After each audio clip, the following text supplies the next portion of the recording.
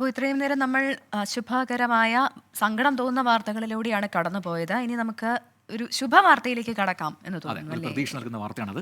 ശുഭവാർത്ത.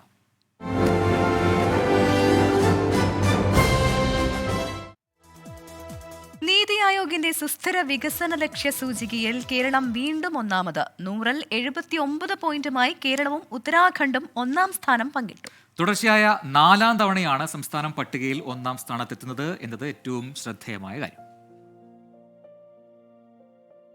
16 വികസന മാനദണ്ഡങ്ങളാണ് നീതി ആയോഗ് പരിഗണിക്കുന്നത്.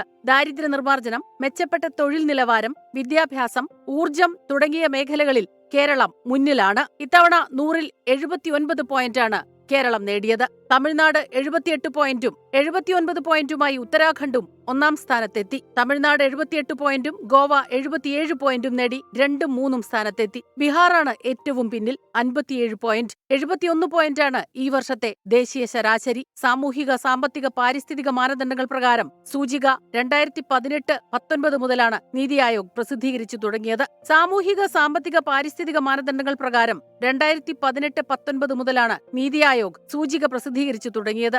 ആദ്യഘട്ടത്തിൽ 69 പോയിന്റും രണ്ടാം ഘട്ടത്തിൽ 70 പോയിന്റുമാണ് സംസ്ഥാനം നേടിയത്. 2020-21 75 പോയിന്റ് നേടിയാണ് കേരളം പട്ടികയിൽ ഒന്നാമതെത്തിയത്. News desk 24.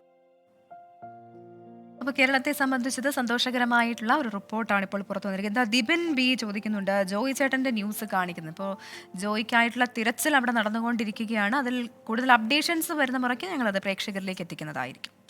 ലോകത്തെവിടെയായാലും ഏത് സമയത്തും 24 വാർത്തകളും ഓഗ്മെന്റഡ് റിയാലിറ്റി പാക്കേജുകളും എക്സ്പ്ലെയിനറുകളും വിശദമായി കാണാൻ ഞങ്ങളുടെ യൂട്യൂബ് ചാനൽ നിങ്ങൾക്ക് സബ്സ്ക്രൈബ് ചെയ്യാം.